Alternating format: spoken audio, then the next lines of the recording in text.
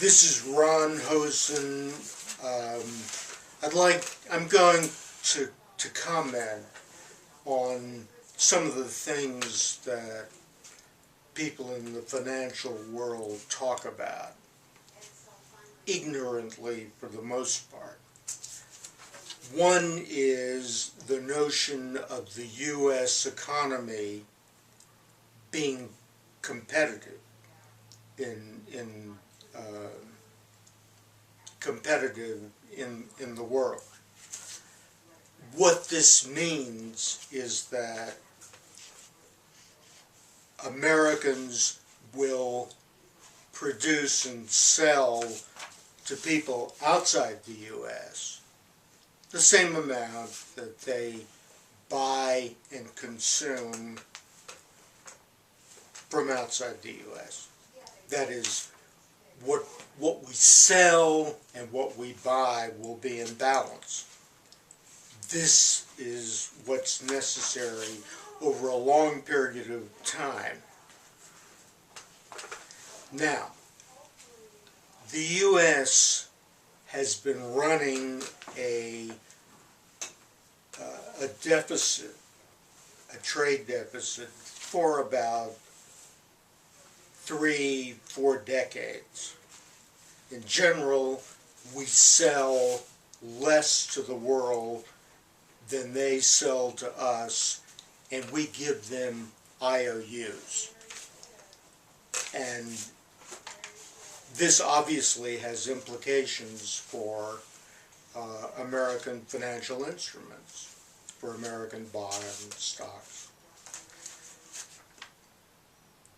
So what is it that is involved in competitiveness? Well, let's take basketball. If you have two teams competing, they're engaged in a contest, they both want to win. The players on each team have assignments. Their assignments, if properly executed, will lead to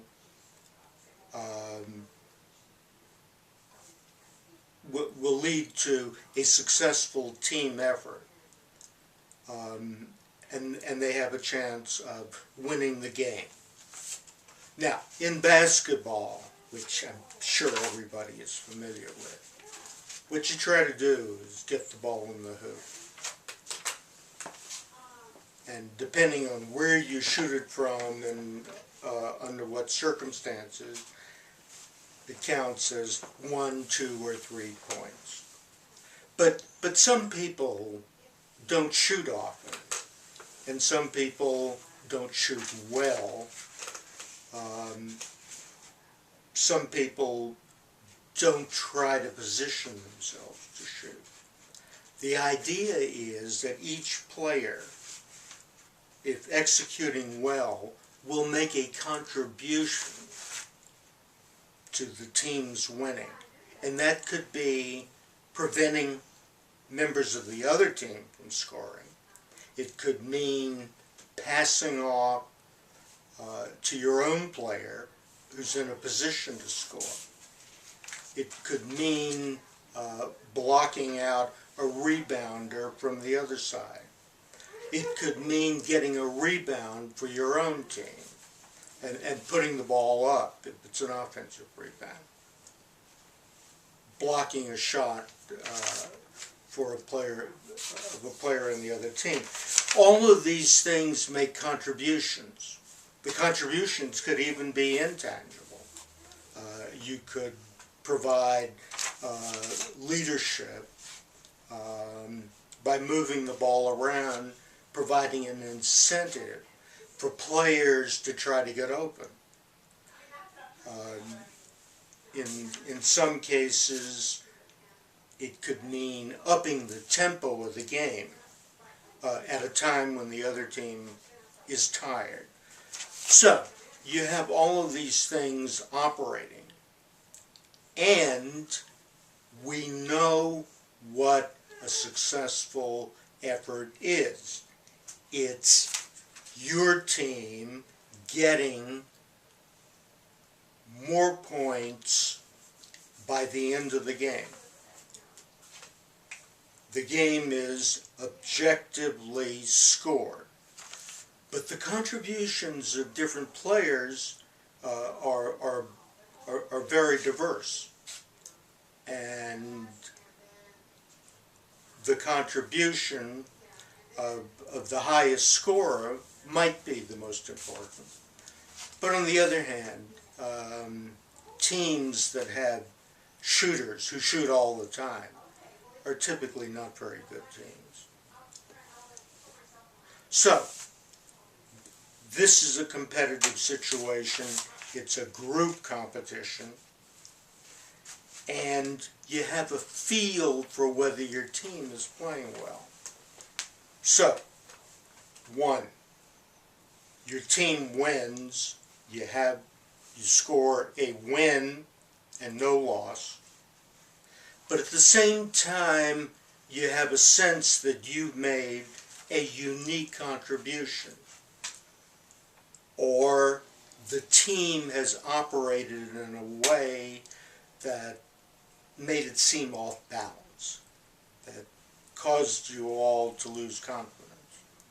There's a lot of different things going on that are unique to that game.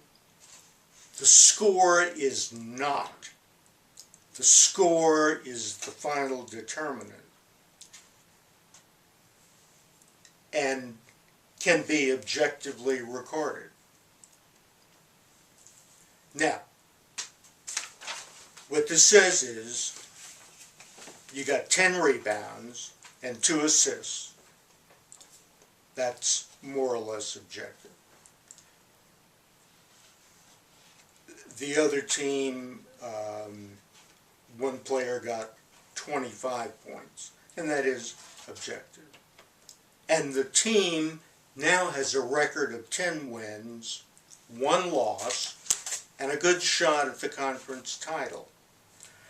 But whether you feel satisfied with your play or with your team's play, and whether winning this game contributes to the winning of the next game, and whether the things that were going on in the court actually provided learning, which influences performance later. All of those things are a little less objective, and something that each player can evaluate. So they'll say, "Did you have a good game?" "Well, I really wasn't satisfied with it. I thought I was playing well up to this point in the season, but this game didn't go well. I just felt like my timing was wrong. But the team won. But if I do that again, the team may not win next time." Okay. So let's take a competition, let's say tennis competition. I played in an indoor league for old men. Air conditioning is perfect in Houston. Nice surface, good lighting, the right temperature. I was in my 40s, and my opponent one night was in his early 50s. Now,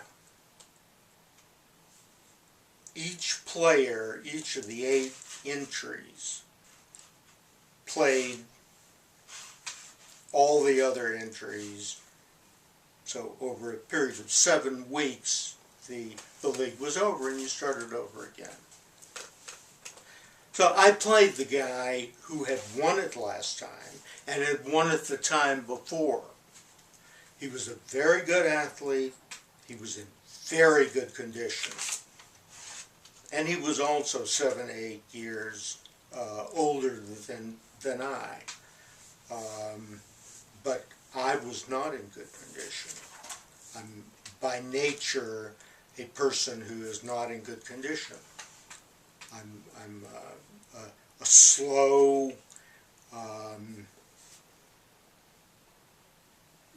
lethargic type of person, and a low energy person.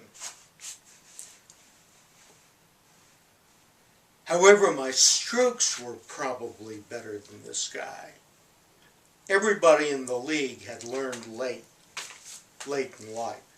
I mean, it didn't have to be that way. There were younger players in the league. But this was a league of fairly good players who were like over 40. And this guy, not only did he win frequently, but he had a reputation for arguing over points. Now, this was just a club, and the way people scored was you called in or out on your side of the court, and the other player called in or out on his side of the court. That's convenient because you're calling the one who's closest is calling. But obviously, you know, someone might call something in their own favor because they have the right to do that. And that's what would lead to arguments. Well, this guy wanted to win badly. And had done it. You know, done it many times. The best player in the league. And people sometimes got pissed off because he would make calls that they thought were not right in his own favor. So,